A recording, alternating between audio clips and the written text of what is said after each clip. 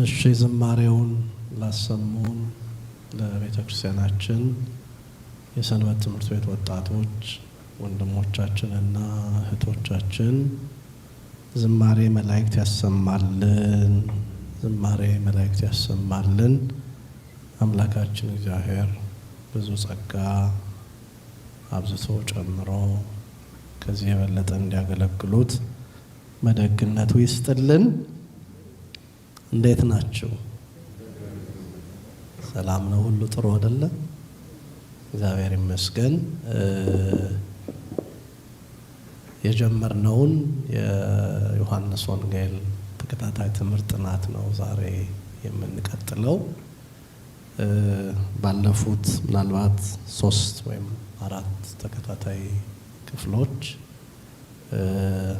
የቅዱስ ዮሐንስ ወንጌል ምዕራፍ 1ን በተከታታይ እያጠናን ምዕራፍ 1 ቁጥር 19 ላይ ነው የቆምነው።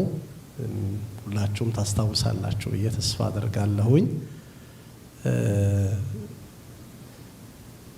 ከዚህ ቀደም በፊት ወይም የዛሬ 15 ቀን በነበረን የትምህርት ጊዜ የዮሐንስ ወንጌል ምዕራፍ 18 ምዕራፍ 1 ቁጥር 18 ላይ ያለውን ቃል ትኩረት ሰጥተን አይተን ነበረ። እግዚአብሔርን ያየው አንድስ እንኳ የለም፣ በአባቱ እቅፍ ያለ አንድያ ልጁ ተረከው የሚለውን ሐሳብ አንስተን እግዚአብሔር በባህሪ መለኮቱ ለማንም አይታይም፣ እግዚአብሔርም ማንም አላየውም፣ ሊያየውስ እንኳን አይችልም ወይም ሊያየው እንኳን አይችልም የሚል ሐሳብ አንስተን ያ የማይታየው እግዚአብሔር ማንም ሊቀርበው በማይችል ብርሃን የሚኖረው አምላክ በኋላ ከመቤታችን ከቅድስት ድንግል ማርያም በመወለዱ የማይታየው አምላክ ታየ፣ የማይዳሰሰው አምላክ ተዳሰሰ፣ እኛም ከእርሱ ጋር በላን ጠጣን እያሉ አባቶቻችን እንዳስተማሩን የአምላክን ሰው የመሆን ነገር ስናነሳ እግዚአብሔር አብ፣ እግዚአብሔር ወልድ፣ እግዚአብሔር መንፈስ ቅዱስ በስም በአካል በግብር 3 ብለን ብንናገርም በባህሪ በህልውና አንድ አምላክ ናቸው ወይም አንድ አምላክ ብለን ነው የምንጠራውና በአባቱ እቅፍ ያለው አንድ ልጁ ተረከው የሚለውን ሐሳብ ስናነሳ የማይታየውን እግዚአብሔርን ልጁ ምን አደረገልን ነው? ተረከልን፣ አስረዳን አይደለ? የዮሐንስ ወንጌል ምዕራፍ 10 ቁጥር 30 ላይ እኔና አብ አንድ ነን ብሎ ነገረን አይደለ? በዮሐንስ ወንጌል ምዕራፍ 14 ቁጥር 7 ላይ አብን አሳየንና ይበቃናል ሲሉት ምን አላቸው? እስከ ዛሬ ከእናንተ ጋር ስኖር አታውቁኝምን ብሎ ነገራቸው። ስለዚህ የማይታየው አምላክ ታየ ስንል እግዚአብሔር ወልድ በስጋ ማርያም በተገለጠ ጊዜ የማይታየውን አምላክ የባህሪ አባቱ አብን ምን አደረገልን? አስረዳን፣ ገለጠልን፣ አስተማረን፣ ክብሩን ነገረን እያልን ነው እንጂ በስጋ የተገለጠው በመካከላችንም የተመላለሰው እግዚአብሔር ወልድ ብቻ ነው አይደለ? ከሶስቱ አካላት አንዱ።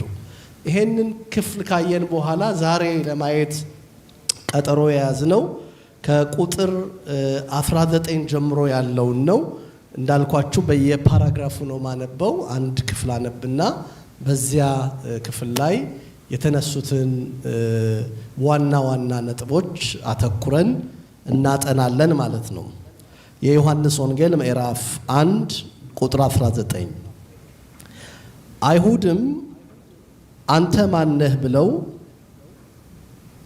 ይጠይቁት ዘንድ ከኢየሩሳሌም ካህናትና ሌዋውያንን በላኩ ጊዜ የዮሐንስ ምስክርነት ይህ ነው፣ መሰከረም አልካደምም፣ እኔ ክርስቶስ አይደለሁም ብሎ መሰከረ።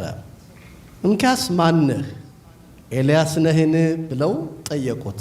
አይደለሁም አለ። ነቢዩ ነህን? አይደለሁም ብሎ መለሰ።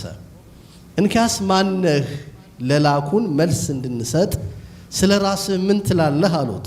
እርሱም ነቢዩ ኢሳይያስ እንዳለ የጌታን መንገድ አቅኑ ብሎ በምድረ በዳ የሚጮህ ሰው ድምፅ እኔ ነኝ አለ ይላል።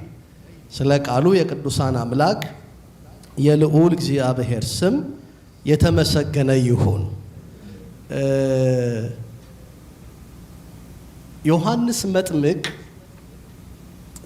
ስለሚመጣው መሲህ ወይም ስለ መድኃኒታችን ስለ ኢየሱስ ክርስቶስ ሊመሰክር አስቀድሞ የመጣ ነው አይደለ? ትዝ ይላችሁ እንደሆነ ይህንኑ ክፍል ባጠናን ጊዜ የዮሐንስ ወንጌል ምዕራፍ 1 ቁጥር 6 ላይ ከእግዚአብሔር የተላከ ስሙ ዮሐንስ የሚሉት አንድ ሰው ነበረ። እርሱ ስለ ብርሃን ሊመሰክር ወደ ዓለም መጣ፣ ብርሃን ግን አልነበረም እያለ እውነተኛው ብርሃን ስለተባለው ስለ አምላካችን ስለ መድኃኒታችን ስለ ኢየሱስ ክርስቶስ ወደዚህ ዓለም መምጣት ወይም ደግሞ አምላካችን እግዚአብሔር የመጣበትን መለኮታዊ እቅዱን ሲፈጽም መንገድ ጠራጊው ማን ነበረ? ዮሐንስ ነበረ። ዮሐንስ መጥምቅ ነበር አይደለ? ስለዚህ ዮሐንስ መጥምቅ መንገድ ጠራጊ በመሆኑ ብቻ ሳይሆን በአይሁድ ዘንድ የተፈራ መምህር ነው። ሁላችሁም እንደምታውቁት የብሉይ ኪዳን ዘመን ማብቂያ ላይ እግዚአብሔር ሕዝቡን በራእይም ቢሆን በሕልምም ቢሆን ማናገር አቁሞ በጣም ዝምታ ሰፍኖ ለትውልዱ ሁሉ ጨለማ የነበረበት ዘመን ነው። እግዚአብሔር ካህኑ ዘካርያስን ጎብኝቶት መጥምቁ ዮሐንስ ምን ያለው የተወለደውና መጥምቁ ዮሐንስ ባደገና ባስተማረበት ዘመን እንደሱ የሚፈራ መምህር አልነበረም። ዮሐንስ መጥምቅ የሚታወቅበት አገልግሎት የተግሳጽ አገልግሎት ነው። ፊት ለፊት ነው የሚናገረው። የኛ ቤተክርስቲያን ሊቃውንት ዮሐንስ መጥምቅን ሲገልጡት መምህር ወመገስጽ ዘኢያደሉ ለገጽ፣ ፊት አይቶ የማያደላ መምህር ነው። ባለጠጋውን ስለ ብልጥግናው አያፍረውም፣ ባለስልጣኑን ስለ ስልጣኑ አይፈራውም። ወደ ሁሉ ወደ ነገስታቱ ወደ ባለጠጎች እየገባ በግልጥ ምን የሚል ነው የሚናገር የሚያስተምር ነው ዮሐንስ መጥምቅ። ይሄ እንዲሆን እግዚአብሔር መልአኩን በላከው ጊዜ ቅዱስ ገብርኤል ለካህኑ ለዘካርያስ ነግሮታል አይደለ? ካንተ የሚወለደው ልጅ በኤልያስ መንፈስና ኃይል ነው የሚሄደው ብሎታል። የሉቃስ ወንጌል ምዕራፍ 1 ቁጥር 17 ላይ አንብቡ። ወይሐውር በመንፈስ ቅዱስ ወበኃይለ ኤልያስ፣ በኤልያስ ኃይልና መንፈስ ነው የሚሰራው። ኤልያስ እንደምታውቁት ቆፍጣና ነው አይደለም? ማይፈራ ደፋር፣ በግልጥ ምን የሚያደርግ እነ አክዓብን እነ ኤልዛቤልን ምን ያደረጋቸው የገሰጻቸው ነውና የከበረ መምህር ስለሆነ ዮሐንስ እነኛ አይሁድ ሌዋውያንና ካህናትን ልከው እስቲ ጠይቁት ማነህ በሉት ብለው መልእክተኞች ላኩ። የተላኩት ደግሞ ምንድናቸው? ካህናትና ሌዋውያን ናቸው። ባለፈው ጠቆም አድርጋችኋለሁ። ሌዋውያን ያው ከሌዊ ነገድ የሆኑ ቢሆኑም እንኳ በአገልግሎቱ ዘርፍ ዝቅተኛውን የአገልግሎት ስራ የሚሰሩ ናቸው። ካህናቱ ዋናውን የመስዋዕቱን ስራ ሲሰሩ፣ ለሌዋውያኑ ደግሞ ካህናቱን ምን ያደርጉ ነበር? ይረዱ ነበረ። በቤተ ክርስቲያናችን አገልግሎት ስለ ማዕረጋት ሲያወሩ አባቶቻችን የጳጳሳት ማዕረግ የላይኛው የአገልግሎት ክፍል ሲሆን የቀሳውስት አገልግሎት ሁለተኛው የአገልግሎት ዘርፍ ነው። የዲያቆናት አገልግሎት ሶስተኛው የአገልግሎት ማዕረግ ነው። ስለዚህ ጳጳሳት ቀሳውስትና ዲያቆናትን በመሾም ሲያገለግሉ፣ ቀሳውስት ደግሞ መስዋዕት በማቅረብ በመሰዋት ያገለግላሉ። ዲያቆናት ደግሞ እነሱን በማድረግ በመርዳት በእኛ ቤተ ክርስቲያን ትምህርት እንደውም ዲያቆናት ንጹሐን እላቅለሉ ክነፊሆሙ ለተልእኮ ምስጢር በዲበ ዛቲ ጠረጴዛ ነው የምንለው። ስለዚህ ዲያቆናት ንጹሃን ናቸው፣ ፈጣኖች ናቸው። ዲያቆን ፈዛዛ አይደለም፣ ፈጣን ነው። ጧፍ ሲጠፋ ሄዶ ያበራል፣ አንድ ነገር ሲያደርግ ይሯሯጣል። ስለዚህ ወደ ነጥቤን እንድመልሳችሁ ሌዋውያኑ በአገልግሎቱ የትኛው ዘርፍ ላይ ናቸው? ሁለተኛው ዘርፍ ላይ ናቸው። ዋናውን አገልግሎት የሚያደርጉት ማን ናቸው? ካህናቱ ናቸው። እና ሌዋውያኑንና ካህናቱን ወደ ዮሐንስ ላኩ። ዮሐንስ ጋር መጡና ጠየቁት። ይጠይቁት ዘንድ ከኢየሩሳሌም ካህናትና ሌዋውያን በላኩ ጊዜ የዮሐንስ ምስክርነት ይህ ነው፣ መሰከረም አልካደምም ይላል። መሰከረ፣ ምን አላለም? አልካደም። መመስከር ብቻ አይደለም። ዮሐንስ ሲመሰክር አንደኛ ለራሱ የማይገባውን ስፍራ ባለመውሰድ ነው። ገብቷችኋል አይደለ? አንዳንድ ጊዜ ያልሆኑትን ነኝ ብሎ መናገር ምንድን ነው? ስህተት ነው አይደል? ክህደትም ነው አይደል እንዴ? በቤተ ክርስቲያናችን ትምህርት በትንቢተ ኢሳይያስ ምዕራፍ 14 ቁጥር 12 ላይ ዲያብሎስ እንዴት ከስልጣኑ እንደወረደ ሲናገር እንደውም እኮ ሐዜ መንጦላይት ነው የሚባለው በእኛ ቤተክርስቲያን ዲያብሎስ ታውቃላችሁ አይደል? ሳጥናኤል በቀደመ ስሙ ምን ይባላል? አሐዜ መንጦላይት ማለት ነው። የልዑልን መጋረጃ የሚይዝ ነበር። ታውቃላችሁ አይደል? የቅርብ ነበር ማለት ነው። የምን ነበረ? የቅርብ ነበረ። እንደውም አንተ የንጋት ኮከብ ነው የሚለው መጽሐፍ ቅዱስ። አንተ ማን? የሉሲፈር የተባለውን ማን ይለዋል? አንተ የንጋት ኮከብ ስለምን ከክብርህ ተዋረድክ ይለዋል። ከዛ በኋላ እንዲህ አልክ፣ የማይገባህን ስፍራ ወሰድክ፣ በልዑልም እመሰላለሁ አልክ። በማን? ዙፋኔንም ከልዑል በላይ ዘረጋለሁ አልክ።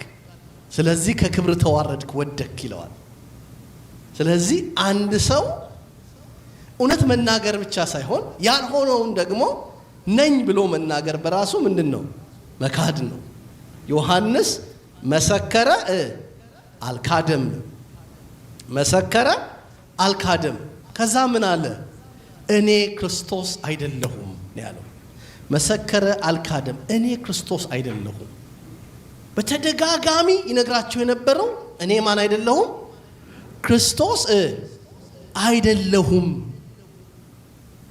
ክርስቶስ ማለት ቅቡ ማለት ነው። ዛሬ የምንማረው ስብከት ስላልሆነ ዕውቀት እንድትጨምሩ እንድትይዙ ያስፈልጋል አይደለም? በግሪኩ ክርስቶስ ይባላል፣ በግዕዙ ቅቡ ይባላል፣ በአረቡ መሲህ ይባላል፣ በዕብራይስጡ ደግሞ ማስያስ ይባላል። ሰምታችሁኛል?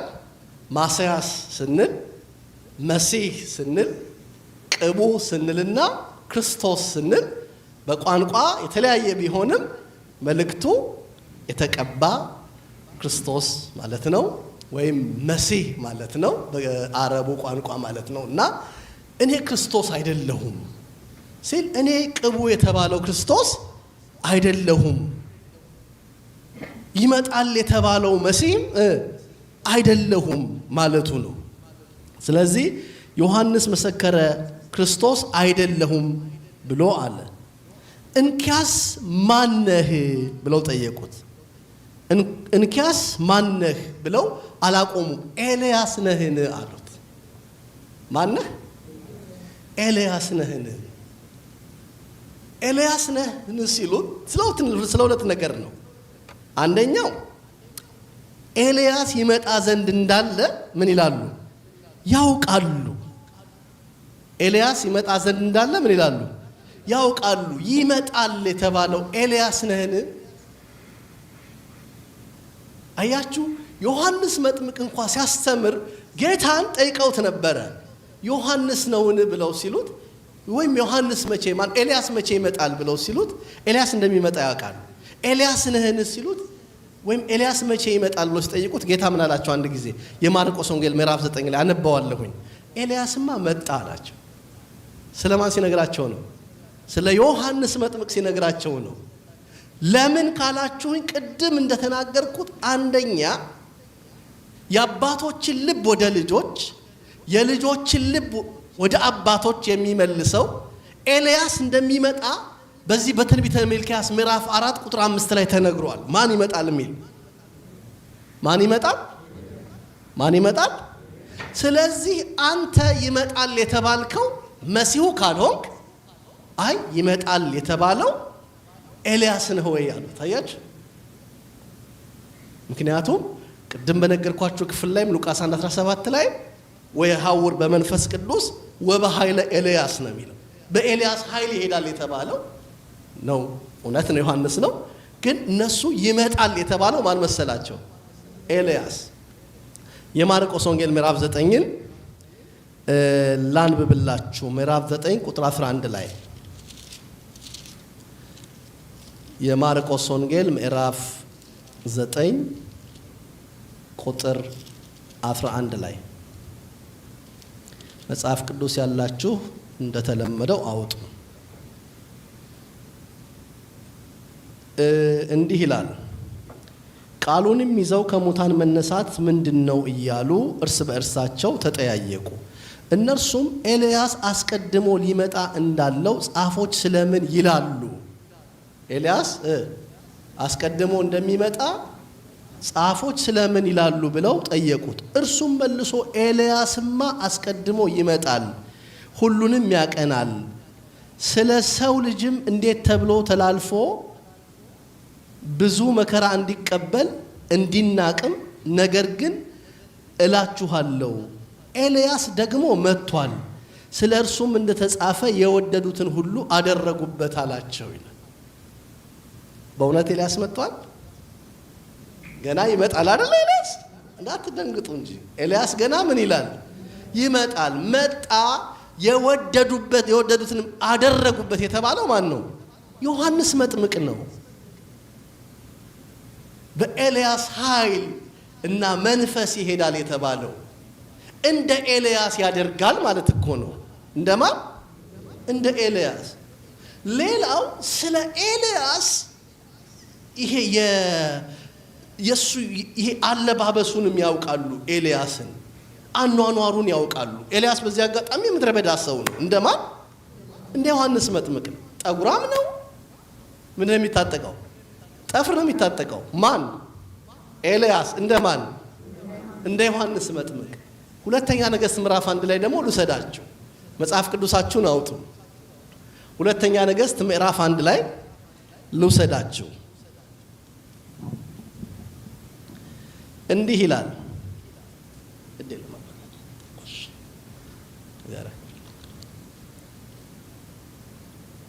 ከቁጥር 1 ጀምሮ ላንብብ።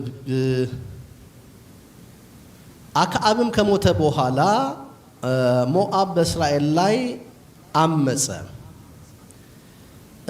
አካዝያስም በሰማርያ በሰገነቱ ላይ ከዓይነ ርግቡ ወድቆ ታመመ ይላል። ጠጋ ብዬ ባነብ ጥሩ ነው።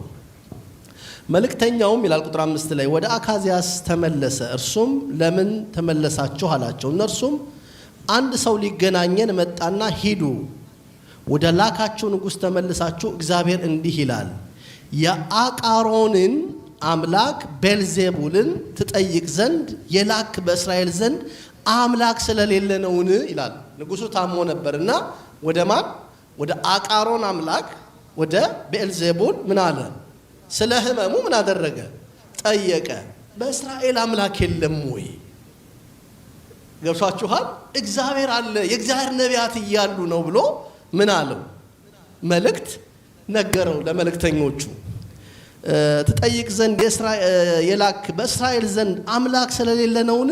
ስለዚህ ትሞታለህ እንጂ ከወጣህባት አልጋ አትወርድም። ወድቋል፣ ታሟል ንጉሡ። ከቁጥር 1 ጀምሮ አንብቡ። ከወጣህበት አልጋ ምን አትልም?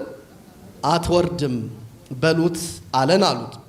እርሱ ሊገናኛችሁ የወጣው ይህንንስ ቃል የነገራችሁ ሰው መልኩ ምን ይመስላል? አያችሁ፣ መልኩ ምን ይመስላል አላቸው። እነርሱም ሰውየው ጠጉራም ነው። ሰውየው ምንድን ነው?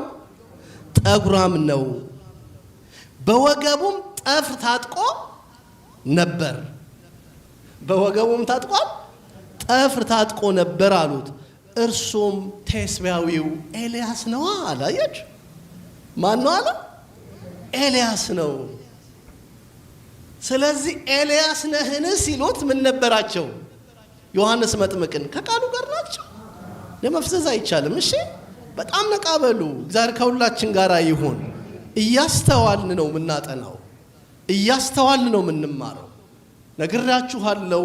እናንተ ቃሉን ለመስማት ተግታችሁ እንደምትመጡ እኔ ቃሉን ለመዘጋጀት ጊዜ ወስጄ እንደ ተማሪ ተቀምጬ ነው ጽፌ የመጣው፣ አንብቤ የመጣው።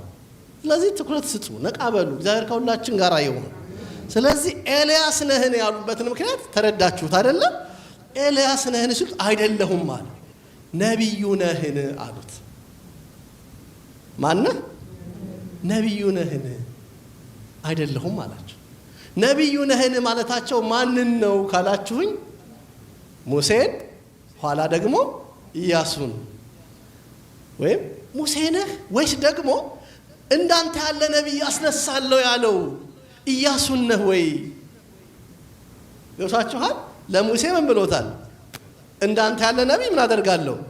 አስነሳለሁ። ዘዳግም 18:16 ላይ ብሎታል። እና ሙሴ ነህ ወይስ ኢያሱ ነህ ሲሉት አይደለሁም አይደለሁም።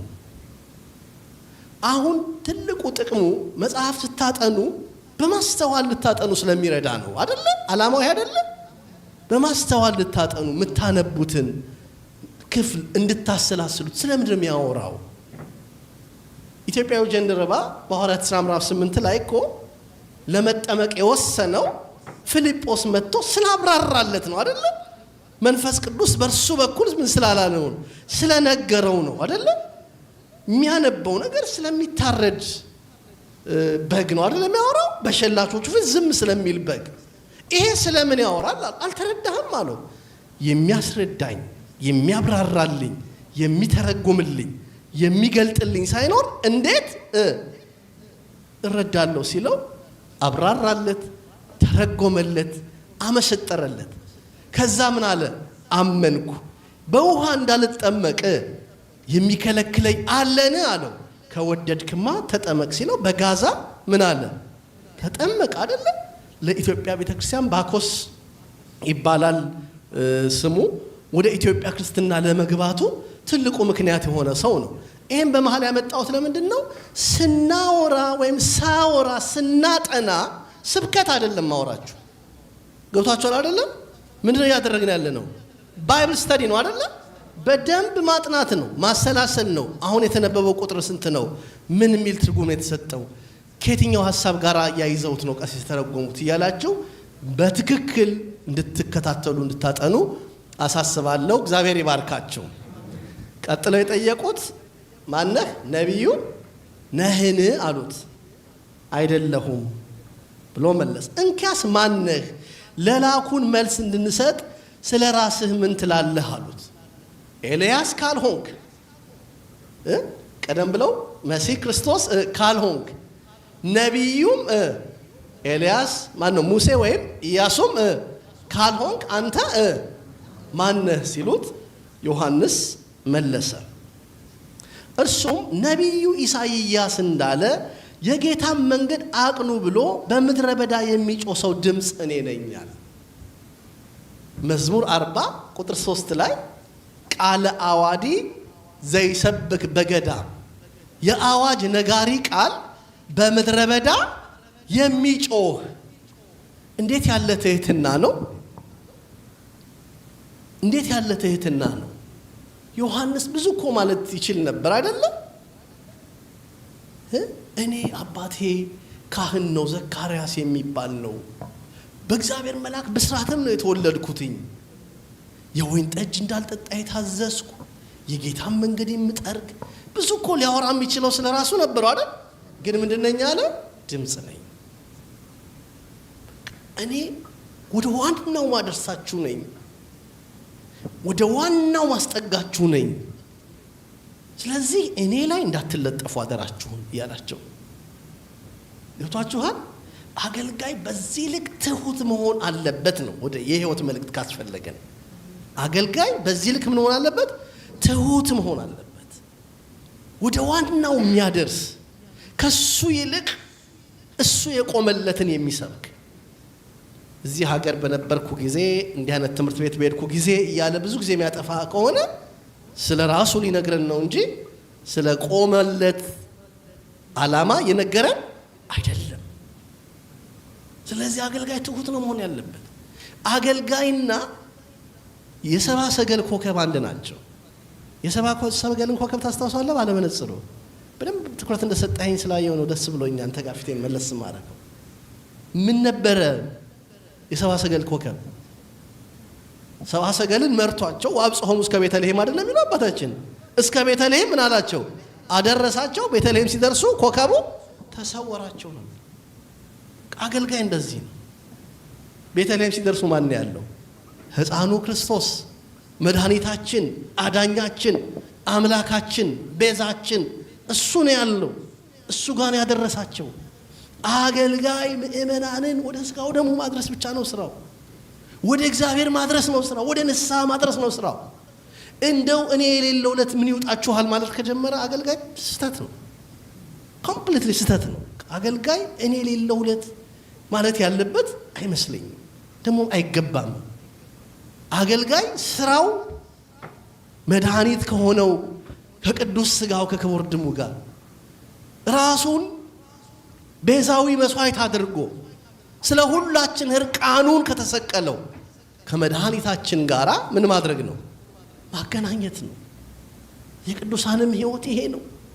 የሰበኩን ይሄንኑ ነው። ንሕነ ንሰብክ ክርስቶስ ኀዘ ተሰቅለ፣ እኛስ የተሰቀለውን ምን እናደርገዋለን? እንሰብከዋለን እያሉ ነው። እና ዮሐንስ መጥምቅ እኔ ድምፅ ነኝ አለ። ምንም አይደለሁም፣ እኔ አስተላላፊ ነኝ፣ መንገድ ጠራጊ ነኝ። በአንዳንድ ክፍል ላይ ታችሁት እንደሆነ የጫማውን ጠፍር ማልይዝ ነኝ። ሁለት የተለያዩ ነገሮች ነው እኮ የሚነግረን።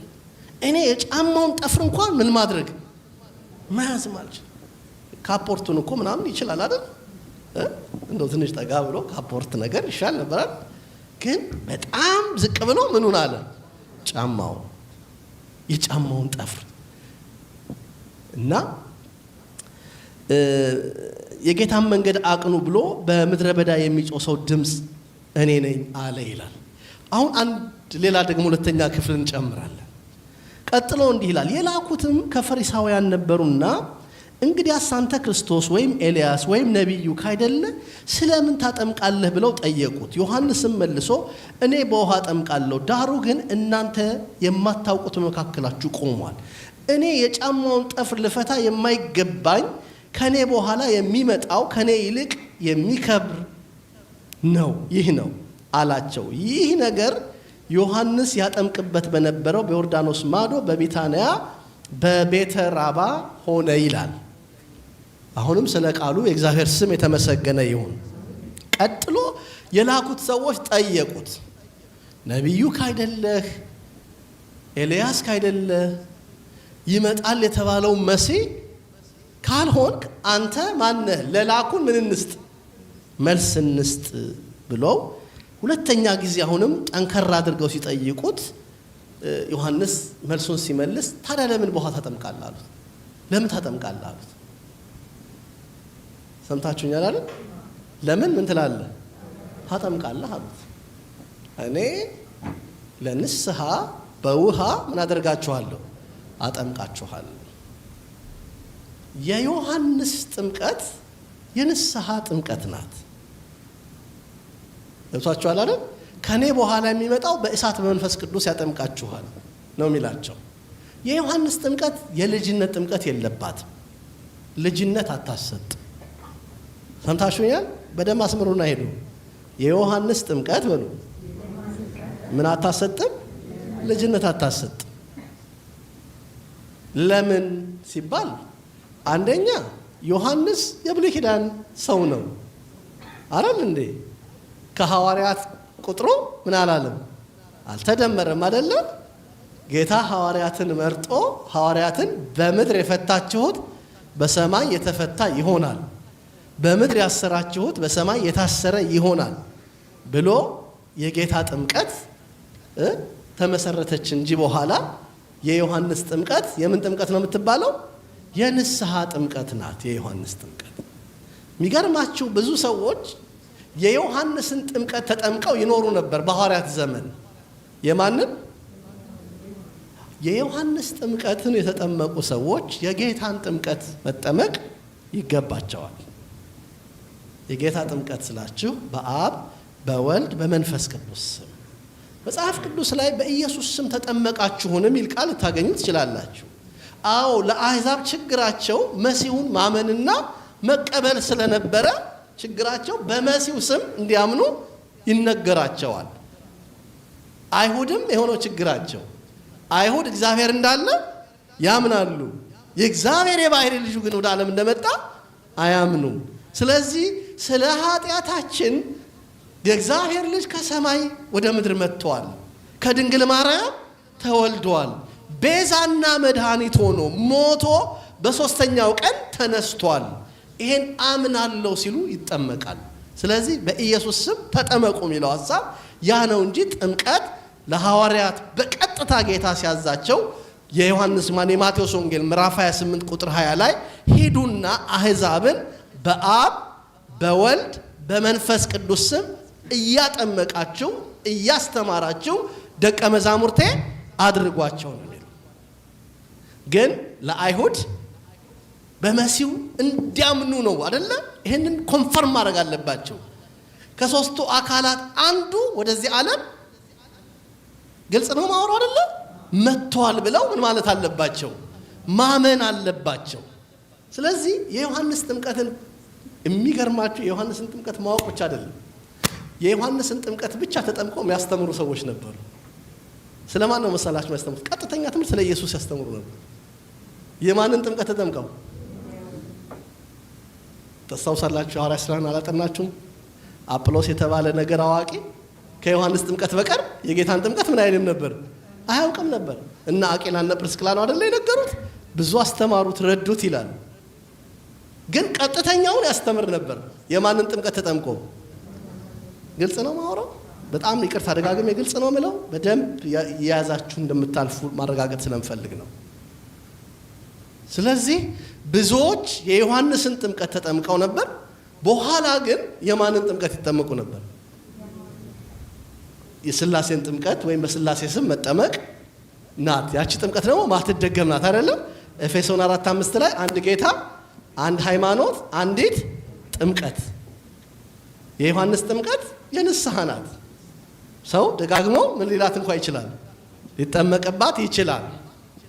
ስለዚህ ወደ ኋላ ለወሰዳችሁና ላስታውሳችኋ የሐዋርያት ሥራ ምዕራፍ 19 ቁጥር 1 እስከ 7 እስኪና ነው። የሐዋርያት ሥራ ምዕራፍ 19 ከቁጥር 1 እስከ 7 መጽሐፍ ቅዱስ እንደምትይዙ አምናለሁ። ሁላችሁም መቼም የሌለው እዚህ ውስጥ የለም አለ እንዴ? ሁሉም አለው አይደል? የሌለው አለ? እሺ፣ ለዛሬ ማዋስ እችላለሁ። ወደፊት መጽሐፍ ቅዱስ እንደታመጡ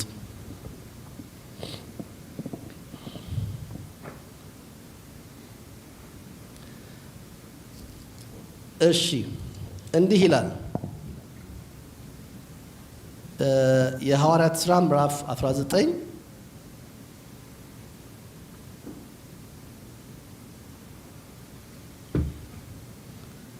ቁጥር 1 ጀምሮ አጵሎስም በቆሮንቶስ ሳለ ጳውሎስ በላይኛው ሀገር አልፎ ወደ ኤፌሶን መጣ።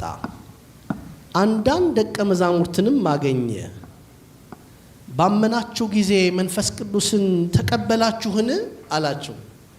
ሰማችሁ? አምናችኋል፣ ባመናችሁ ጊዜ መንፈስ ቅዱስን ተቀበላችሁን አላቸው። እነርሱም አልተቀበልንም፣ መንፈስ ቅዱስም እንዳለስ እንኳ አልሰማንም አሉት። አያችሁ? እንኪያስ በምን ተጠመቃችሁ አላቸው። እነርሱም በዮሐንስ ጥምቀት አሉት። በማን ጥምቀት? በዮሐንስ ጥምቀት አሉት። ጳውሎስም ዮሐንስስ ከእርሱ በኋላ በሚመጣው በኢየሱስ ክርስቶስ ያምኑ ዘንድ ለሕዝብ እየተናገረ በንስሐ ጥምቀት አጠመቀ አላቸው። ይህንንም በሰሙ ጊዜ በጌታ በኢየሱስ ስም ተጠመቁ። ጳውሎስም እጁን በጫነ ጊዜ መንፈስ ቅዱስ ወረደባቸው፣ በልሳኖችም ተናገሩ፣ ትንቢትም ተናገሩ። ሰዎችም ሁሉ 12 ያህሉ ነበረ ይላል። ዋናው ነጥቤ ተከትለው የመጡ እነ ጳውሎስን ትምህርት እንኳን የሰሙ በማን ጥምቀት የነበሩ ነበሩ? በዮሐንስ ጥምቀት የነበሩ ነበሩ። የዮሐንስ ጥምቀት ደግሞ ምን አታሰጥም? ልጅነት አታሰጥም ነበር። ስለዚህ ዮሐንስን ሲጠይቁት እኔ እኮ በውሃ ነው እማጠምቀው፣ በቃ እኔ በውሃ ነው እማጠምቀው፣ የኔ ጥምቀት ልጅነት አታሰጥም። ምክንያቱም እንደ ሐዋርያት ያለ ስልጣን ዮሐንስ መጥምቅ አልነበረውም። ሐዋርያት እንደማን ያለ ስልጣን ያላቸው? እንደ ክርስቶስ አይደለም? እንደርሱ ያለ ስልጣን ሰጣቸው አይደለም የሚለው? እንደማን? እንደርሱ ያለ ስልጣን። እሱ ሊቀ ካህናት ሆነው እነሱ ምን ካህናት አይደል እንዴ? ዛሬም እንኳ ካህኑ ቆሞ ኑዛዜ ሲፈጽም ምንድን ነው የሚለው? ኢየሱስ ክርስቶስ ሊቀ ካህናት ሰራየ ኃጢአት ወደምሳ ሲያበሳ መፍቀሬ ንስሐ ዘወሃቦሙ ስልጣን ለሐዋርያት በደሙ ንጹሕ ይስረይለክሙ ኃጢአተ ዘገበርክሙ እምንእስክሙ እስከ ይዜ አበው ካህናት ወሃዌ ዲያቆናት አግብርቱ ሃይማኖተ እግዚአብሔር እያለ ይጸልያል። ሰማችሁ አይደለ? ሊቀ ካህናት ማን? ኢየሱስ ክርስቶስ በሉ እንጂ። ሊቀ ካህናት ማን? ኢየሱስ ክርስቶስ። ካህናት በየዘመኑ ሐዋርያት። የኛ ቤተ ክርስቲያን የሐዋርያት መንበር ወራሽ ነው የምትባል። እስቲ በሉ ወላ አትኩሩ እንጂ እንዴ! እስቲ በሉ አሁን በቃ የሐዋርያት መንበር ወራሽ የሐዋርያት ተከታዮች የሆኑ ማለት ነው። የስልጣኑ ሐረግ ፍሎውን ጠብቆ እዚህ ድረስ የደረሰው ከጌታ ወደ ሐዋርያት፣ ከሐዋርያት ሐዋርያነ አበው ወደሚባሉት ከነርሱ እስከኛ ዘመን ደርሷል። ለዚህ ነው የስልጣን የክህነት ሐረጋችን ምን የሚሆነው? ስትሪክት የሚሆነው። ይሄንን ሐረግ ይሄንን ሕግ ጠብቀን ነው የምንኖረው እና የዮሐንስ ጥምቀት አንደኛ የብሉይ ኪዳን ካህን ስለነበር ዮሐንስ ምን አታሰጥም? ልጅነት ምን አትልም? አታሰጥም። ሁለተኛ እንደ ሐዋርያት ያለ ስልጣን አልነበረውም። እሱ ነው። አጵሎስም እዚያው ምዕራፍ 18 ላይ ስታነቡ ታገኙታላችሁ። ቁጥር 24 ላይ የሐዋርያት ሥራ ምዕራፍ 18 ቁጥር 24 ላይ በወገኑ የእስክንድርያ ሰው የሆነ ነገር አዋቂ የነበረ አጵሎስ የሚሉት አንድ አይሁዳዊ ሰው ወደ ኤፌሶን ወረደ። እርሱም በመጻሕፍት ዕውቀት የበረታ ነበረ። እርሱም የጌታን መንገድ የተማረ ነበረ። የዮሐንስንም ጥምቀት ብቻ አውቆ በመንፈስ ቅዱስ ሲቃጠል ስለ ኢየሱስ ይናገርና በትክክል ያስተምር ነበር። በማን ጥምቀት ሆኖ? በዮሐንስ ጥምቀት ሆኖ። ስለዚህ ዮሐንስ ለምን ታጠምቃለህ ሲሉት እኔ የማጠምቀው በምንድን ነው? በውሃ ደግሞ ለምን? ለንስሐ። እኛ ቤተክርስቲያን ዛሬ የምታጠምቀው ጥምቀት ይሄ ማየገቦ የሚባለው። በዚህ አጋጣሚ ስለ ጥምቀት ስለ ጠበል እንደው ትንሽ ነገር ልንገራችሁና ልለፍ። ቤተክርስቲያን የምትጠጡት የቅዳሴ ጠበል ማየ ቅዳሴ ነው የሚባለው። ምን ነው የሚባለው? እስቲ በሉልኝ። ምን ይባላል? ማየ ቅዳሴ ይባላል። ደግሞ ከቤተ ክርስቲያን ውጪ የምትጠመቁትም ይሁን የምትጠጡት ጠበል ማየ ጸሎት ነው የሚባለው። ምን ይባላል? ምን ይባላል? ማየ ጸሎት። ከዛ ደግሞ የምንጠመቅበት ማየ ገቦ ነው የሚባለው። ምን ይባላል? አያችሁ፣ እንደውም አባቶቻችን ጸበል የሚለውን ቃል ትቢያ ብሎ ነው ግዕዙ የሚተረጉሙ። ምን ብሎ ነው? ትቢያ ብሎ ነው። ዘረውዎ ስጋሁ ለጊዮርጊስ ከመጸበል ዘንፋስ አይደለም የሚለው አባታችን። ትቢያ እንደሚበትነው አቧራ የጊዮርጊስን ስጋውን ፈሽተው ይድራስ የተባለ ተራራ ላይ ምን አደረጉት? በተኑት። ስለዚህ ስትጠጡ ምንድነው የምትሉት ማለት ነው? ማየ ቅዳሴ። ውጪ ስትጠጡ ደግሞ ማየ ጸበል ማነው? ማየ ጸሎት፣ ይቅርታ። ስትጠመቁ የምንጠመቅበት ደግሞ ማየ ገቦ ነው የሚባለው። እና ይሄንን አላቸው። ዮሐንስን ጠየቁት። ዮሐንስን መልሶ በውሃ አጠምቃለሁ፣ ዳሩ ግን እናንተ የማታውቁት በመካከላችሁ ቆሟል አላቸው። እናንተ ምን የምትሉት? እስቲ በሉኝ። እናንተ ምን የምትሉት? የማታውቁት።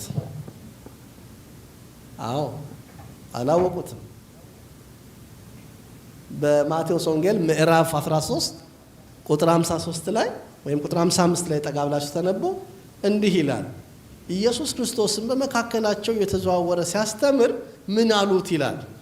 ይሄ የምናቀው የጸራቢው የዮሴፍ ልጅ አይደለምን?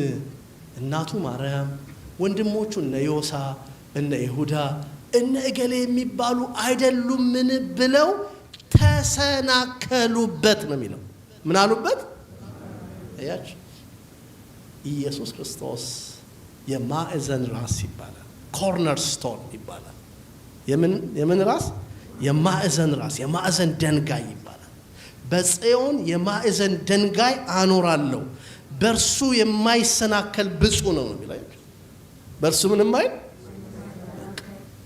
ብዙዎች ምን ብለውበታል? ተሰናክለውበታል።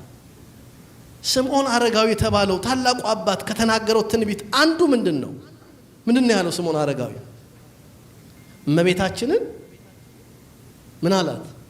ወደ እመቤታችን መለስ ብሎ ይህ ሕፃን ለብዙዎች ለመውደቃቸውና ለመነሳታቸው ተሹሟል፣ ባንቺም ደግሞ በነፍስሽ በዚህ ሕፃን ምክንያት ሰይፍ ያልፋል። በነፍስሽ ሰይፍ ያልፋል ያለው ሐዘኗን ስለማን የደረሰባት? ስለ ልጇ የደረሰባትን ስደቷን በቀራንዮ እርቃኑን ሲሰቅሉት እያየች መንግስት የለም ወይ ዳኛ የለም ወይ እያለች እመቤታችን እየለመነች ለሐማርያም የሚባል በዚህ በሰሙነ ሕማማት በዕለተ ዓርብ የሚነበብ በጣም ያሳዝን ክፍል አለ። ጴጥሮስም እንደዚህ ሆኖ ትቶኝ ሄዷል፣ እገሌም እንደዚህ ብሎ ትቶኝ ሄዷል እያለች ደቀ መዛሙርት ሁሉ ትተዋት ሄደው ከዮሐንስ በቀር። እኔ አንድ ነገር ልንገራችሁ፣ ተሰናከሉበት የሚለውን ሐሳብ እስቲ መስቀሉ ጋር ውሰዱት። በእውነት አንድ አባት በእውነት ኢየሱስ ከማርያም የተወለዱ ወንድምና እህቶች ቢኖሩት በመስቀል ላይ ስለምን ዮሐንስን አደራ ይለው ነበረ ነው የሚሉት አንድ አባት ሲገልጹ። አያችሁ ምን ያህል እውነት። ይሄ ሰይጣናዊ አስተሳሰብ እኮ የእመቤታችን ንጽህናዋ፣ ክብሯ፣ ዘላለማዊ ድንግልናዋ እኮ ክብሩ ለልጇም እኮ ነው። እንወደዋለን እንሰብከዋለን ለሚሉት ግን በአግባቡ እንኳን እሱን ላልተረዱት ላላወቁት፣ የባህሪ አምላክነቱን እንኳን ጠንቅቀው ላልተረዱት ለነሱ ወዳጆች ምን ነገራቸው? ክብሩ እኮ ለሱም ነው። ከድንግሊቱ የተወለደው እናቱ ዘላለማዊት ድንግል ወትረ ድንግል የምትባል። ወትረ ድንግል ማለት ሁልጊዜ ድንግል፣ ቅድመ ወሊድ፣ ጊዜ ወሊድ፣ ድህረ ወሊድ ምን ድንግል በቃ። ስለዚህ ተሰናከሉበት እንዳለ እናንተ የማታውቁት በመካከላችሁ ምን ብሏል? ቆሟል። በዮርዳኖስ በመካከላችሁ ቆሟል። እኔ የጫማውን ጠፍር ልፈታ አይቻለኝም። የማይገባኝ ከኔ በኋላ የሚመጣ ከኔ ይልቅ የሚከብር ይህ ነው። ይሄንን ክፍል ቀድሞ አንስቶታል አይደለም? ከኔ በኋላ የሚመጣ የሚለውን አዲስ ሰዎች ካልመጣችሁና ካልሰማችሁ በቀር ተርጉመናል። ምን ብለን የተረጎምነው? ዮሐንስ በስጋ ልደት ጌታን 6 ወር ይቀድመዋል አይደለም? ስለዚህ ከኔ በኋላ የሚመጣ ከኔ በፊት ግን የነበረ ሲል ደግሞ ዘላለማዊነቱን ይናገራል ማለት ነው። እና የዘላለም አምላክ መድኃኒታችን ክርስቶስ ወደዛ መጣ። ከኔ በኋላ የሚመጣ ከኔ ይልቅ የሚከብር ይህ ነው አላቸው። ይህ ነገር ዮሐንስ ያጠምቅበት በነበረ በዮርዳኖስ ማዶ በቢታንያ በቤተ ራባ ሆነ ይልና እዚህ ጋር ኢየሱስ ክርስቶስ መጠመቁን ይጠቀልላል። ሌሎቹ ወንጌላውያን ሲጽፉ የጥምቀቱን ሁኔታ በዝርዝር አስረድተዋል። ለምሳሌ ማቴዎስ ምዕራፍ 3 ቁጥር 11 ጀምሮ ስታነቡ ዮሐንስን ትምህርት ከጠቀሰ በኋላ ጌታ ወደ ውሃው ሲገባና ዮሐንስ ሲያጠምቀው ሰማይ ሲከፈት ድምፅም ዝንቱ ውእቱ ወልደ ዘአፈቅር የምወደው ልጄ ይህ ነው ስምዕዎ ሎቱ እርሱን ስሙት የሚል ቃል መጥቷል። ማቴዎስ ላይ ተጽፏል። ሉቃስም ይሄንን አትቷል። የመንፈስ ቅዱስ በርግብ አምሳል ወርዷል። ዮሐንስ ወንጌላዊ ይሄንን ምን አላደረገም? አላተተም ማለት ነው። ገብቷችኋል አይደለም? ግን ይሄንን ሐሳብ ሲደመድም በመካከላችሁ ቆሟል አላቸው። የመጠመቁን ነገር ሲያጠቃልል ይህ ነገር ዮሐንስ ያጠምቅበት በነበረ በዮርዳኖስ ማዶ በቢታንያ በቤተ ራባ ሆነ ካለ በኋላ አዲስ ሐሳብ ይጀምራል። እሱን ጨምራለን ደግሞ አሁን በነጋው ዮሐንስ እሺ እሺ እሺ እሺ ይሄ ከዘላለም የነበረ ትምህርት ማለትም ከኦሪት ዘፍጥረት ጀምሮ የነበረ ትምህርት ነው። በቤተ አብርሃም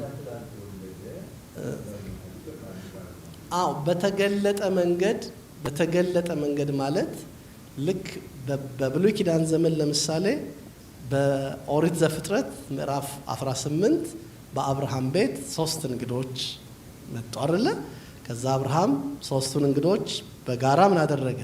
አስተናገደ። በፊትህ ሞገስን አግኝቼ እንደሆነ ሲል በአንድ ቃል በአንድ አንተ እያለ ባሪያው ጌቶቼ ባሪያችሁን አትለፉ ሲላቸው በ3 ቃል ከዛ ደግሞ ከአንድ ዶቄት ወስዶ 3 መስፈሪያ ዶቄት ወስዶ በአንድ መለወሱ እንጎች አድርጎ መጋገሩ ይሄንን አባቶች እየጠቀሱ መጨረሻ እንደውም ከ3ቱ አንዱ የዛሬ ዓመት እንደ ዛሬው ወደ ቤትህ እመጣለሁ ያለው ወልድ ነበረ ብለው የኛ የኢትዮጵያ ቤተክርስቲያን ሊቃውንት ይሄን በግልጥ ያስተምራሉ፣ ይተረጉማሉ። ከዛ ኢሳይያስ 6 ላይ ቅዱስ ቅዱስ ቅዱስ እግዚአብሔር እያለ 3 ጊዜ መጥራቱ የአብ የወልድ የመንፈስ ቅዱስ ትምህርት ነው ብለው ይላሉ።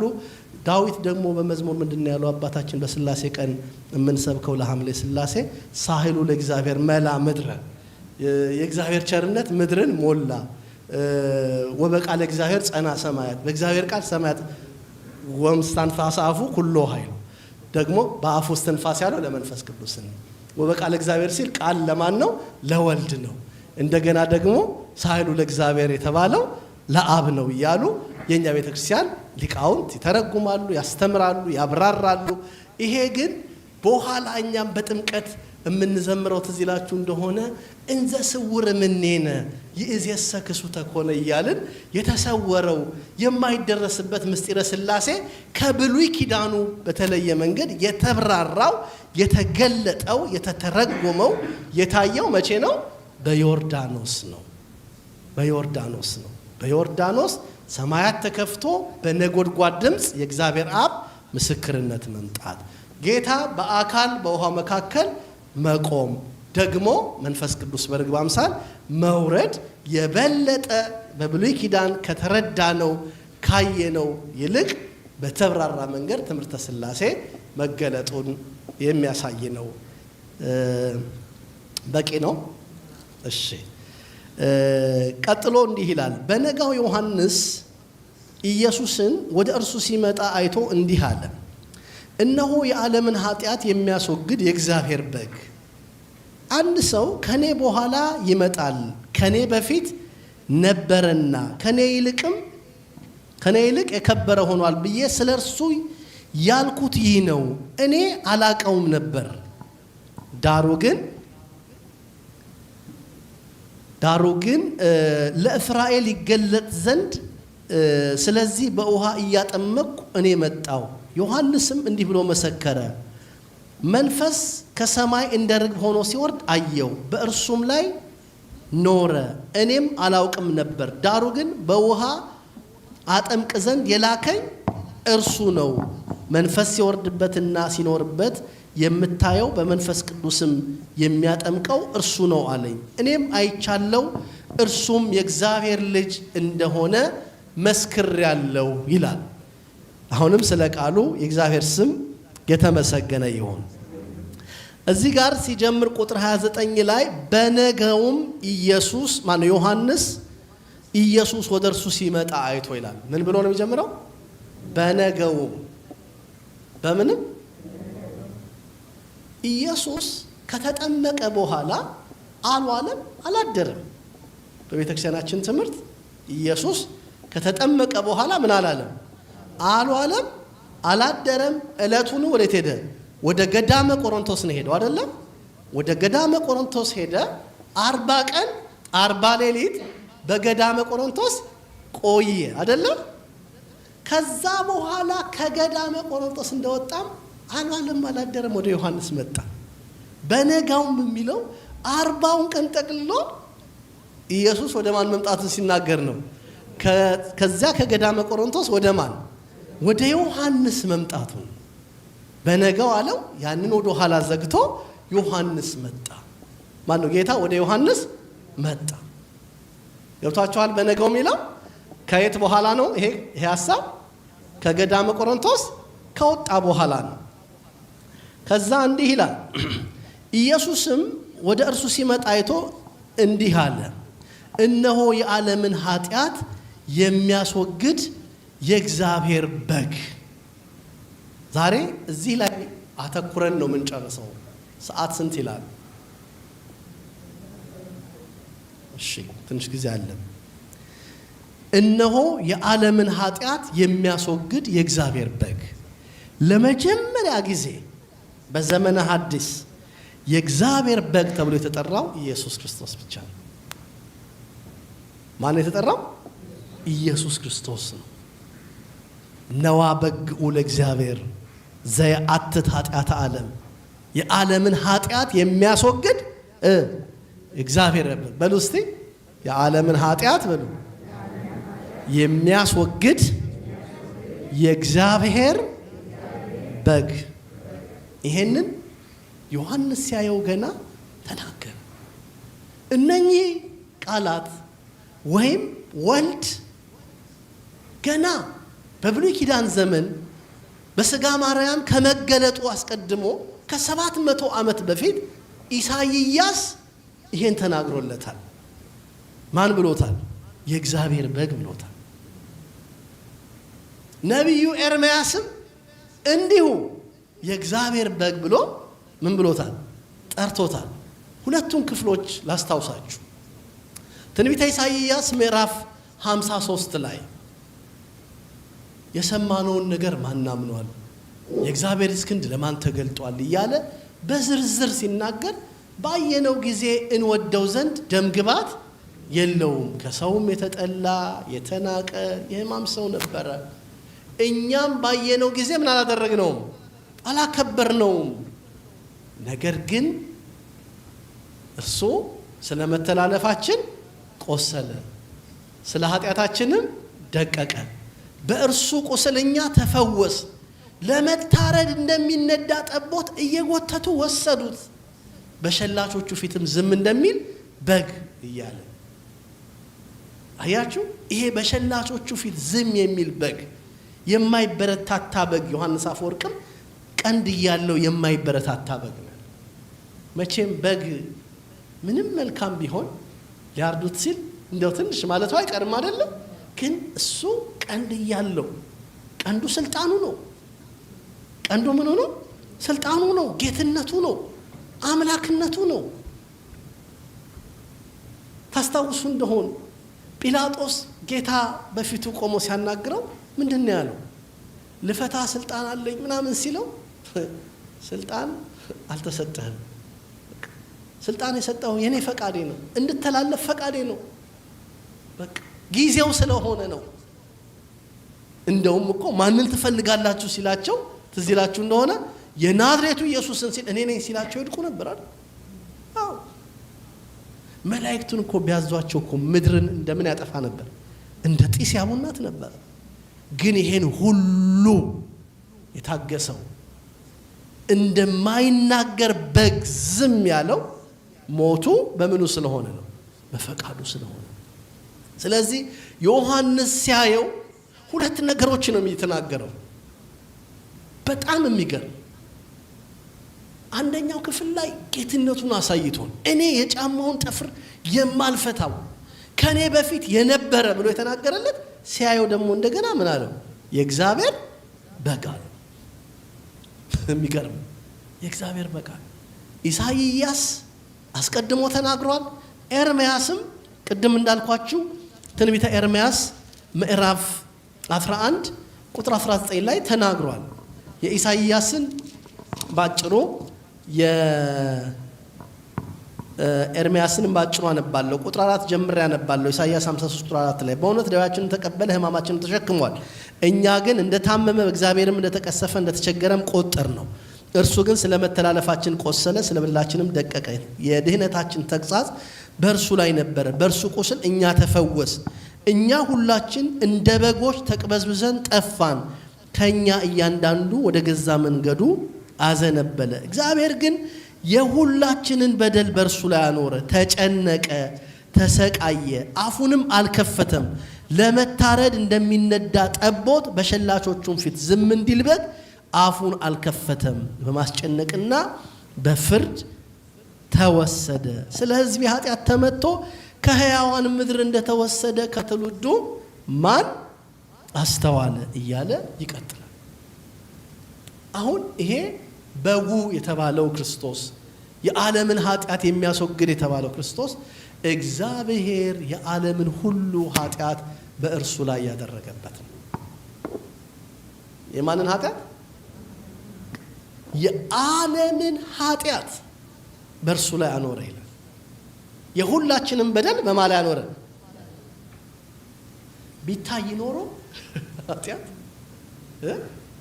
ግዝፈቱን አስቡት። የሁሉን ኃጢአት ወሰደ። በኋላ እመጣለሁ በስፋት። በብሉይ ኪዳን ዘመን አንድ ሰው ኃጢአት ሲሰራ በዚያ በማስተስሪያ ቀን ወደ ሊቀ ካህናቱ በግ ይዞ ይሄዳል። ወደማ? ወደ ሊቀ ካህናቱ በግ ይዞ ይሄዳል።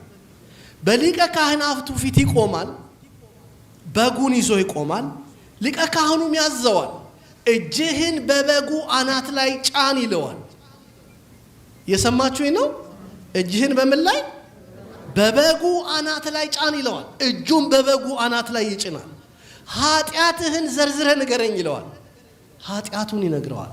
የሰውየው ኃጢአት ወደ በጉ ትራንስፈር ያደርጋል። ያን ጊዜ ስለ ሰውየው ፈንታ ምንም የማያውቀው በግ ይታረዳል። ደሙ በስርየት መክደኛው ይረጫል። ደሙ በሰውየው ልብሶች ላይ ይደረጋል። ስጋው ይጠበሳል። ያ ሰው ንጹሕ ነህ ተብሎ ይመለሳል። ይሄ ቤዛነት፣ ይሄ ምትክነት ለቀድሶተ ስጋ የነበረ ነው። ለምን? እስቲ በሉ። ለቀድሶተ ስጋ ስጋን ይቀድስ የነበረ የዕለት ኃጢአት ያስተሰርይ ነበር። የምን ኃጢአት?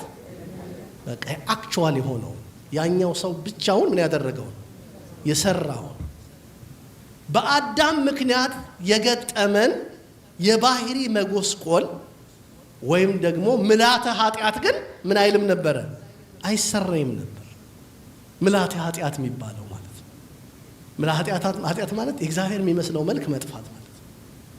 በኢየሱስ ክርስቶስ የሆነልን ያ መልካችን ነው ምን ያለው የተመለሰው። በኋላ ስለሚመጣ እዚህ ላይ ብዙ አላተኮርም። ስለዚህ የሁላችንን ኃጢአት የተሸከመው የእግዚአብሔር በግ እርሱ ነው። ጊዜ ለመቆጠብ ኤርምያስ 11 ቁጥር 19ን እናንተው አንብቡት። ዮሐንስ ስለ ጌታችን የተናገራቸው ሁለት ትልልቅ ነጥቦችን ላንሳ። አንደኛው ስለ ታላቅ ክብሩ የጫማውን ጠፈር የማልፈታ ወይም ልፈታ የማይቻለኝ ብሎታል። ስለምኑ? ስለ ታላቅ ክብሩ ማለት ነው። ሁለተኛ እንደውም ከኔ በኋላ የሚመጣ ነው፣ ከኔ ይልቅ የሚከብር እሱ ነው እያለ ተናግሮለታል። ሁለተኛው መከራ ስለመቀበሉ የዓለምን ኃጢአት የሚያስወግድ የእግዚአብሔር በግ ብሎታል። አያችሁ፣ ሁለት የተለያዩ ነገሮች ተናግሯል። አንደኛ የጫማውን ጠፈር የማልፈታ የሚለው ሲሆን፣ ሁለተኛው ደግሞ ምንድነው? የእግዚአብሔር በግ ብሎ ስለ መከራው ወይም መከራ ለመቀበል ወደዚህ ዓለም ስለመምጣቱ ተናግሮለታል። ኢየሱስ ክርስቶስ በግ መባሉ ስለምንድን ነው? የዛሬ ማጠቃለያችን ሐሳብ እዚህ ላይ ነው የሚያተኩረው። በግ መባሉ ስለምንድን ነው? ቅድም እንዳልኩት በግ መባሉ አንደኛ ስለ ትዕግስቱ ነው። በግ መባሉ ስለምኑ ነው? ስለ ትዕግስቱ ነው። አንዳንድ ጊዜ በግ የሚባል ሰው ገር ነው አይደለ? እገሌ በግ ነው ከተባለ ምን ማለት ነው? የዋህ ነው አይደለ? እንደማለት ነው አይደለ? ስለ ትዕግስቱ፣ ስለ የዋህነቱ፣ ስለ ዝምታው በግ ተብሎ ተጠርቷል። ኢሳይያስ ላይ ሲናገር ምንድን ነው ያለው? በሸላቾቹ ፊት ምን የሚል በግ? ዝም የሚል በግ ነው ያለው። አንደኛ ጴጥሮስ ላይ በጣም በሚገርም ሁኔታ ቅዱስ ጴጥሮስ አብራርቶታል። አንደኛ ጴጥሮስ ምዕራፍ 2 ቁጥር 23 ላይ ሲሰድቡት መልሶ አልተሳደበም። እስቲ በሉ፣ ምራቅ ሲተፉበት አልዛተም።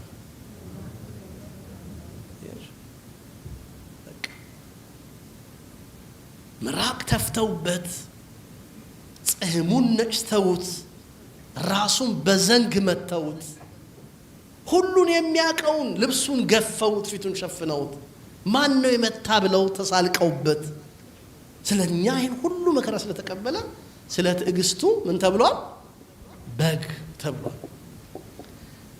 ሁለተኛው የጽድቅ ልብሳችን ስለሆነ በግ ተብሏል። ምናችን ስለሆነ? የጽድቅ ልብሳችን። በዘሌዋውያን በኦሪት ዘመን ሰዎች እንደውም ሀብታቸው የሚለካው እንደውም ባላቸው በግ ብቻ ሳይሆን በየዓመቱ በሚያስሸልቱት የበጉ ጠጉር ነው። ገብታችኋል? የሚያስሸልቱት የበጉ ጠጉር ምናቸውን ይገልጣል? ሀብታቸውን ይገልጣል። ጠቢቡ ሰሎሞን ባጭሩ እዚህ መጽሐፈ ምሳሌ ምዕራፍ 27 ቁጥር 26 ላይ በጎች ለልብስ ይሆናሉ ይላል። በጎች ለምን ይሆናሉ? ለልብስ ይሆናሉ ይላል። ስለዚህ በጎች ለልብስ እንደሚሆኑ የኢየሱስ ክርስቶስ በግነት ስናስበው ለተራቆት ነው ለኛ የጽድቅ ልብሳችን ነው። የምንዘምረው መዝሙር አለ አይደለም? የጽድቅ ልብሳችን አማኑኤል እያልን እንላለን። የጽድቅ ልብስ የሆነን የጽድቅ ልብስ ኢሳይያስ ላይ በግልጥ አስቀምጦታል። እስቲ ትንቢተ ኢሳይያስ ምዕራፍ 60 ቁጥር 10 ላይ እናውጣ። እንዲህ ነው የሚለው፣ የማዳን ልብስ አልብሶኛልና የጽድቅንም መጎናጸፊያ ደርቦልኛልና በእግዚአብሔር እጅግ ደስ ይለኛል። የጽድቅ ልብሳችን ክርስቶስ ስሙ ቦሮክ ይሆን፣ ስሙ ቅዱስ ይሆን። እግዚአብሔር ይመስገን። በቃ ጽድቃችን እሱ ነው። ጽድቃችን ማን ነው? እሱ ነው። ማንም እንዳይመካ ከስራ አይደለም አይደል እንዴ? ከወደደን ከትልቅ ፍቅሩ የተነሳ ነው የሚለው ኤፌሶን ላይ በኃጢአታችን ሙታን በነበርን ጊዜ ከክርስቶስ ጋር ሕይወትን ሰጠን እያለ ሕይወት የሆነን የጽድቅ ልብስ የሆነን እድፈታችን የነጣበት እሱ ነው። እሱ ነው። ስለዚህ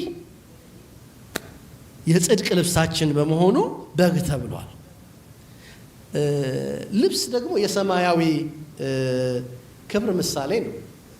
እስኪ ራእይ ላይ ጥሩ ጥቅሶች አሉ፣ ደስ የሚሉ ጥቅሶች። ራእይ 3:4 ራእይ 6:9 እንደው እዚህ ቦታው ቤተ መቅደስ ስለሆነ ሴቱንም ወንዱንም አስነስቶ ማስነበብ ስለከበለኝ ነው እንጂ እያነበብን ቢሆን እንዴት በደንብ የማንበብ ልምዳችን በዳበረ እንዴት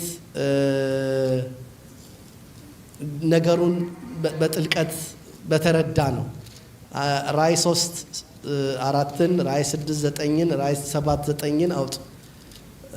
ቶሎ የምችለውን ያህል አነባለሁኝ። ራእይ 3:4 ራእይ 6:9 ራእይ 7:9 ራእይ 3:4 ላይ እንዲህ ይላል፣ ነገር ግን ልብሳቸውን ያላረከሱ በሰርዴስ ጥቂት ሰዎች ካንተ ጋር አሉ፣ የተገባቸውም ስለሆኑ ነጭ ልብስ ለብሰው ከኔ ጋር ይሄዳሉ።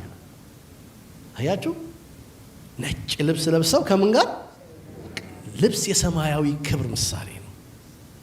ኢየሱስ በግ ነው ስንል፣ የታረደ በግ ነው ስንል ምናችን ነው? ሰማያዊው ልብሳችን ነው። ሰማያዊው ልብሳችን ነው። ራእይ 6 ስንት ነው ያልኩት? ራእይ 6:9 ነው ያልኩት። ራእይ 6:9 ላይም በተመሳሳይ እንዲህ ነው የሚለው፣ አምስተኛውም ማኅተም በተፈታ ጊዜ ስለ እግዚአብሔር ቃልና ስለ ጠበቁት ምስክር የታረዱትን ሰዎች የሰዎች ነፍሳት ከመሠዊያው በታች አየው። በታላቅ ድምፅ እየጮሁ ቅዱስና እውነተኛ ጌታ ሆይ እስከ መቼ ድረስ ደማችን በምድር በሚኖሩት ላይ እስከ መቼ አትበቀልም አሉ። ለእያንዳንዳቸው ነጭ ልብስ ተሰጣቸው። ስለዚህ ልብስ የጽድቃችን፣ ልብስ የሰማያዊ ክብራችን ምሳሌ ነው። ሌላው ኢየሱስ ክርስቶስ በግ ነው ሲባል በግ ይበላል። በግ ምን ይላል? ይበላል። ስለዚህ ስጋዬን ብሉ ደሜን ጠጡ ያለን እሱ ነው። ራሱን በፈቃዱ ሌላ ሰው እኮ ቢሆን ሌላ በግ አርዶ አወራርዶ ይጋብዝ ይሆናል። ራሱን አርዶ ራሱ በፈቃዱ ሞቶ ከታላቁ ሰርግ የደገሰና ያበላ እርሱ ነው። እንደውም አባታችን እዚህ በሳታቱ ላይ የምንለው አለ አይደለ? ይሄ ከወተቤል እንል ስንል ምንድነው? ኦ በግዝ አርያም የሚለው ኦ በግዝ አርያም በርዕሰ ደብረ ጽዮን ዘቆምከ ኢትፍልጠነም ከብካበ ቅዱስ መልአክ። የታረድከው ቅዱሱ በግ በጽዮን ተራራ የቆምከው ከቅዱሱ ሰርግህ አትለየን። አያችሁ? በጉ ታርዶ ተወራርዶ ለኛ መብል የሆነን ኢየሱስ ክርስቶስ ነው። በቃ ኢየሱስ ክርስቶስ ጥዑመ ስም ለዘይ ጽውኦ ህብስተ ሕይወት ለዘይ ይበልኦ ጽዋ መድኃኒት ለዘይ ጸምኦ። ለሚጠማው የጽዋ መድኃኒት ነው፣ ለሚበላው የሕይወት መብል ነው እያልን የምንዘምርልን። ስለዚህ ስጋ የበግ ስጋ እንደሚበላ ኢየሱስ ክርስቶስ በግ ተብሏል። አራተኛ በግ ያለው ሰው በጉን ሽጦ ዕዳ ይከፍላል። በግ ያለው ሰው በግ ዕዳ መክፈያም ነው አይደለም? ኢየሱስ ክርስቶስ ተሽጦ ዕዳችን ተከፍሏል። ማቴዎስ 27 ላይ ሄዱና አንብቡ። በሌሎችም ክፍል ሄዱና አንብቡ። በ30 ብር ምን አድርገውታል? እሱ ተሽጦ የኛ ዕዳ ምን ብሏል? ተከፍሏል። ተሽጦ ታርዶ መከራን ተቀብሎ የኛ ዕዳ ተከፍሏል። ማቴዎስ 26:14 ላይም አንብቡት። በ30 ብር እንደተሸጠ ይናገራል። ማቴዎስ 27:3 ላይም እንደዚሁ። አምስተኛ በብሉይ ኪዳን ዘመን በግ መስዋዕት ወይም የኃጢአተኛ ሰው ምትክ ይሆን ነበር። ቅድም ያነሳሁት እሱ ነው። ምትካችን ምናችን? ኢየሱስ ክርስቶስ ከተጠራበት ስሞች አንዱ ቅዱስ ጳውሎስ እሱን ከጠራበት አንዱ ኢየሱስ ዳግማዊ አዳም ተብሎ ይጠራል። ማን አዳም? ምን ማለት ነው? ሁለተኛው አዳም። ሁለተኛው አዳም።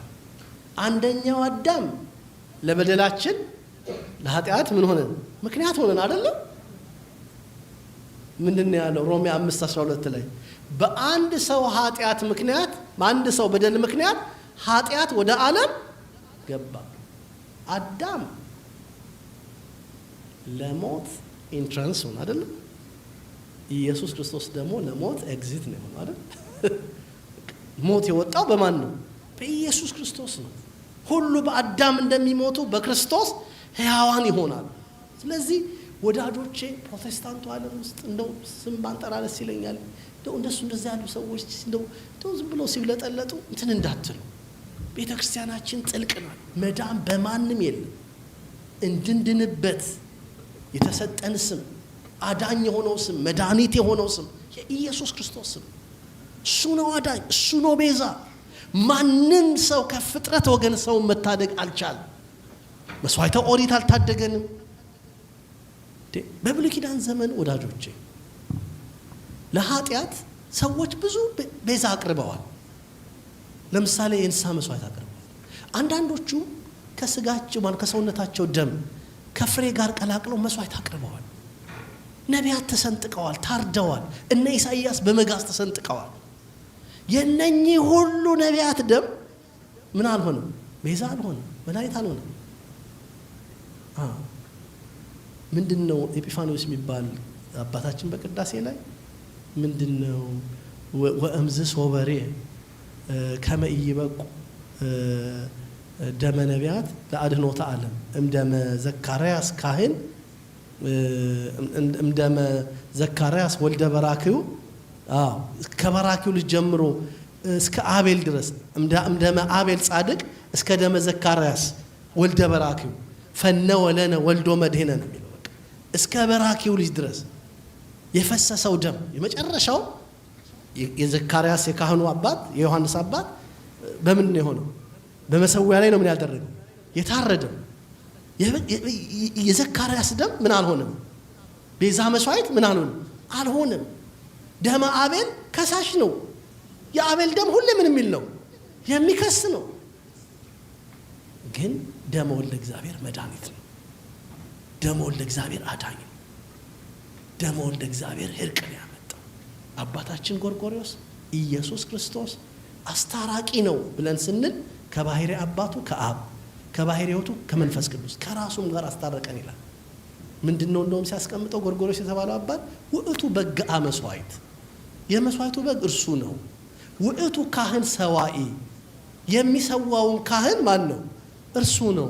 ወውእቱ ተወካፌ መስዋዕት ምስለ አቡሁ ወመንፈስ ቅዱስ፣ መስዋዕቱንም የሚቀበለው ደግሞ ማን ነው? እሱ ነው። በብሉይ ኪዳን ዘመን ወደ 4 ወይም 3 ቼን ነበረ መስዋዕቱ ማቅረብ ሂደት ውስጥ። ስንት ቼን? 3። ኃጢአተኛው ሰው ምን ይዞ ይመጣል? በግ ያመጣል። በጉን የሚሰዋ ማን አለ? ሊቀ ካህን። መስዋዕቱን የሚቀበል ደግሞ እግዚአብሔር። ሰምታችሁ አይደለ? በጉ አለ፣ ከዛ ሊቀ ካህኑ አለ፣ ከዛ እግዚአብሔር አለ። ይሄንን ቼን የጠቀለለው ማን ነው? ኢየሱስ ክርስቶስ። በጉ ማን? ራሱ። ሰዋይ ካህን ማን? ራሱ። ተወካፌ መስዋዕት ማን? ራሱ። ኢየሱስ ክርስቶስ በደሙ ፈሳሽነት የታረቀን ከባህሪ አባቱ ጋር ከባህሪው ጋር ያስታረቀን ነው። ታርቆናል። ምን አድርጎናል? ከባህሪው ጋር አስታርቆናል። ቤዛነቱ፣ ደሙ፣ ቁስሉ፣ ሕማሙ፣ ሞቱ። ስለዚህ ኢየሱስ ክርስቶስ የዘላለም አምላክ ነው። ኢየሱስ ክርስቶስ ቤዛዊ መስዋዕት ነው። በግ የተባለው ለዚህ ነው። በግ ብዙ ክፍሎችን ወደ ኋላ ሄደን ብናነብ ዕብራውያን 9:26 ላይ ብታነቡ በግልጽ የተጻፈ ቃል ታገኛላችሁ። ዕብራውያን 9:26 ላይ እንዲህ ይላል። ዕብራውያን 9:26 ላይ ያለውን አነባለሁኝ። እንዲህ ይላል። ከቁጥር 23 ጀምሮ ላንብብ። እንግዲህ በሰማያት ያሉትን የሚመስለው ነገር በዚህ ሊነጻ እንጂ በሰማያት ያሉት ራሳቸው ከእርሱ ይልቅ በሚበልጥ መስዋዕት ሊነጹ የግድ ነበረ። ክርስቶስ በእጅ ወደ ተሰራች የእውነተኛይቱ ምሳሌ ወደምትሆን ወደ ቅድስት አልገባምና፣ ነገር ግን በእግዚአብሔር ፊት ስለኛ አሁን ይታይ ዘንድ ወደ እርሷ ወደ ሰማይ ገባ። ሊቀ ካህናትም በየዓመቱ የሌላውን መስዋዕት፣ ዋናው ነጥብ እዚህ ነው። ሊቀ ካህናትም በየዓመቱ የሌላውን መስዋዕት ይዞ ወደ ቅድስተ ቅዱሳን እንደሚገባ ራሱን ብዙ ጊዜ ሊያቀርብ አልገባም። እንዲህስ ቢሆን ዓለም ከተፈጠረ ጀምሮ ብዙ ጊዜ መከራን ሊቀበል ባስፈለገው ነበር። አሁን ግን በዓለም ፍጻሜ ራሱን በመሰዋት ኃጢአትን ሊሽር አንድ ጊዜ ተገልጧልና ለሰዎችም አንድ ጊዜ መሞት ከእርሱ በኋላ ፍርድ እንደተመደበላቸው እንዲሁ ክርስቶስ ደግሞ የብዙዎችን ኃጢአት ሊሸከም አንድ ጊዜ ከተሰዋ በኋላ ያድናቸው ዘንድ ለሚጠባበቁት ሁለተኛ ጊዜ ያለ ኃጢአት ይታይላቸው። አንድ ጊዜ ተሰውቷል። ይሄ ቤዛዊ መስዋዕትነት አንድ ጊዜ የተፈጸመ ለስንት ጊዜ የሚሰራ? one time forever። አንድ ጊዜ የተከፈለ ለመቼ? ለዘላለም። አሁን ሁለተኛ የሚመጣው ለምንጠባበቀው ምን ሊያደርግልን ነው? ሊፈርድልን ይመጣል። ለምንጠባበቀው ተስፋ ላደረግነው መሞቱን ላመን ነው፣ ትንሣኤውን ላመን ነው፣ ዳግም ምጽአቱን ላመን ነው። እኛ እኮ ከቅዱስ ቁርባን ስንቀበል በቅዳሴ ላይ ተዘከረነ ታስታውሳላችሁ አይደለም? ንዜኑ ሞተከ ላይ ምን እንደምትሉት በህብረት ንዜኑ ሞተከ ወትንሣኤከ ቅድስተ ነአምን እርገተከ ወዳግም ምጽአተከ ንስእለከ ወናስተበቋከ አይደለም? በቃ ሞትህን እናምናለን፣ ትንሣኤን እናምናለን፣ እርገትህን እናምናለን፣ ዳግም ምጽአትህንም እናምናለን። እናመሰግንሃለን ኦ እግዚእነ ወአምላክ፣ አንተ ጌታችንም አምላካችንም ነህ እያለ።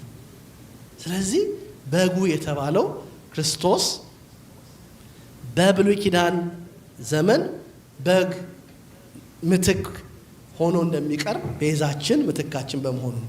የመጨረሻ ማጠቃለያ ክፍሎች አሁን ማነሳቸው ናቸው። በጉ ማን ነው? በጉ ስለ ኃጢአታችን የታረደ ነው። ራእይ 5:6 ላይ አንብቡት። በጉ 7ቱን ማኅተም የፈታ ነው። ራእይ 6:1 ላይ አንብቡት። በጉ በዙፋኑ ላይ ተቀምጦ ምስጋናን የሚቀበል ነው። ራእይ 5:12 ላይ አንብቡት። በጉ ሁሉን የሚገዛ ነው። በጉ የበጎች እረኛ ነው። ራእይ ዕብራውያን 13 ላይ ወደ ምንድነው ለበጎች ሁሉ እረኛ ወደ ሆነው አይደለም የሚለው? እሱ በግም ነው በግም ነው ምንድነው? እረኛ ነው። በግም ሆኖ እረኛም ነው። እና ወደ ነፍሳችሁ እረኛ ተመልሳችሁ ያለ ጴጥሮስም ይላል። በጉ ማን ነው ሲባል አማናዊ በግ ነው። ስለ ይስሐቅ ፈንታ የታረደው ምሳሌያዊ ነው አይደለም? አይደል እንዴ? የይስሐቅን ታስታውሳላችሁ። ይስሐቅ አባቱ አብርሃም በታዘዘ ጊዜ ይዞት ወደ ተራራ ወጣ። ይስሐቅ ምኑን ተሸክሞ ምን ሆኖ መስቀሉን ተሸክሞ አይደለም ወጣ። በሚቀጥለው ሳምንት በጣም ብዙ ነጥብ ባነሳ ደስ ይለኛል። ይስሐቅን በሁለት መንገድ ነው የቤተክርስቲያን ሊቃውንት የሚፈቱት የይስሐቅን ሕይወት። እንጨቱን ተሸክሞ በመውጣቱ የማን ምሳሌ? የአዳም ምሳሌ አይደለም? ማን ነው? የክርስቶስ ምሳሌ። ይቅርታ። የታረደው ደግሞ ነጭ በግ በመሆኑ ደግሞ ነጭ በግ የማን ምሳሌ ነው? የክርስቶስ ምሳሌ ነው። ይስሐቅ በስጋ አለመሞቱ ምንድን ነው የሚባለው? ሞተ በስጋ ወሐይወ በመንፈስ የምንለው አለን። በስጋ ሞተ፣ በመንፈስ ግን ሕያው ሆነ የምንለው አለን። ሳምንት በደንብ ማብራራቸው ነጥቦች አሉ። ስለማን? ስለ ይስሐቅ ማለት ነው። ይስሐቅ የወልደ እግዚአብሔር ምሳሌ ነው። የአዳም ብቻ አይደለም። የማን አይደል? የማን ምሳሌ ነው? የወልደ እግዚአብሔር ምሳሌ ነው ይስሐቅ። ይስሐቅ የወልደ እግዚአብሔር ምሳሌ ነው። ያዕቆብ ዘስሩግ የሚባል አባታችን የተናገረውን ነጥብ ጨምሬ በሚቀጥለው ሳምንት እናያለን። ሶስተኛው በጉ አማናዊ ነው ስንል የእስራኤል በግ በግብፅ የተሰዋው የእስራኤል በግ ጥላ ነው፣ ምሳሌ ነው። ይሄ ደግሞ የአዲስ ኪዳኑ በግ ኢየሱስ ክርስቶስ ምንድን ነው? አማናዊ ነው እና የዓለምን ኃጢአት የሚያስወግድ የእግዚአብሔር በግ። ገና ቁጥር 29 ላይ ነን። ስንት ላይ ነን? ቁጥር 29 ላይ ነን። የዮሐንስ ወንጌል ምዕራፍ 1 አይ ቲንክ እስከ ቁጥር 52 ድረስ ነው የሚሄደው። ስንት ድረስ ነው የሚሄደው? 52 ድረስ ይሄዳል። ቀጥሎ እናያለን። በሌላ ጊዜ ያስተማረን የመከረን የአባቶቻችን አምላክ ልዑል እግዚአብሔር ስሙ ይክበር ይመስገን፣ ስሙ ይክበር ይመስገን። አስተምሮናል፣ መክሮናል፣ ገስጾናልና አምላካችን ስሙ የተመሰገነ ይሁን። ትኩረት እንድትሰጡ ለሁላችሁም ማደራዬ ነው። ሁላችሁም ትኩረት ስጡ። ማስታወሻ ያዙ።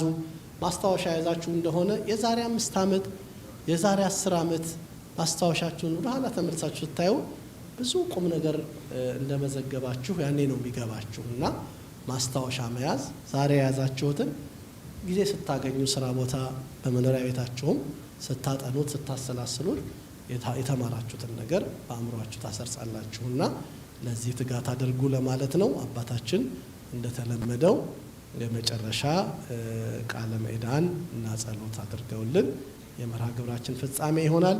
እግዚአብሔር ይመስገን ቁጥራችን ብዙ ነው።